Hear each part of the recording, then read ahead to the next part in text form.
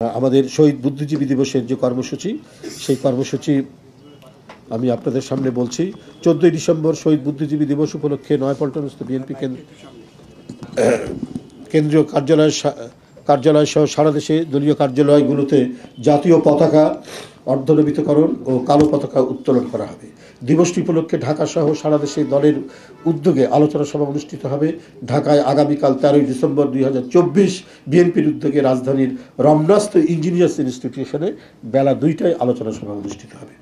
দিবসটি উপলক্ষে 14ই ডিসেম্বর 2024 9টায় বিএনপির জাতীয় নেতৃবৃন্দ সহ বিএনপি এবং এর অঙ্গ সহযোগী সংগঠনের সকল পর্যায়ের নেতাকর্মীরা মিরপুরস্থ শহীদ বুদ্ধিজীবী মাজারে শহীদদের অম্লান স্মৃতির প্রতি শ্রদ্ধা ও পুষ্পার্ঘ্য প্রদর্শন করবেন।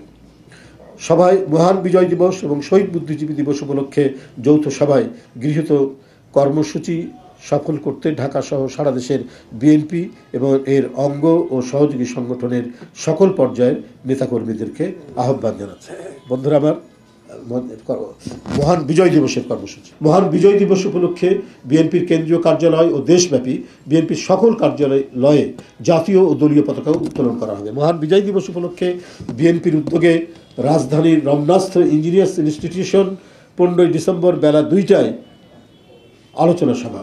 দিবসটি উপলক্ষে 16ই ডিসেম্বর বিকালে সবার আগে বাংলাদেশের উদ্যোগে মানিক মিয়া এভিনিউ সংসদ ভবনে কনসার্ট অনুষ্ঠিত হবে। এটি একেবারে রাজনৈতিক যে আমাদের অঙ্গ সংগঠন বা বিএনপি সংগঠনের বাইরে আমাদের কিছু নেতৃবৃন্দ সহ এটা একটু সর্বজনীন করার জন্য এই বড় কনসার্টটি অনুষ্ঠিত হবে। মহান বিজয় দিবস উপলক্ষে 16ই ডিসেম্বর ভোরে বিএনপির জাতীয় নেতৃবৃন্দ সহ সকল পর্যায়ের নেতাকর্মীরা জাতীয় স্মৃতিসৌধে গমন এবং শহীদ বীর মুক্তিযোদ্ধাদের স্মৃতির প্রতি শ্রদ্ধা জ্ঞাপন ও পুষ্পস্তবক অর্পণ করবেন।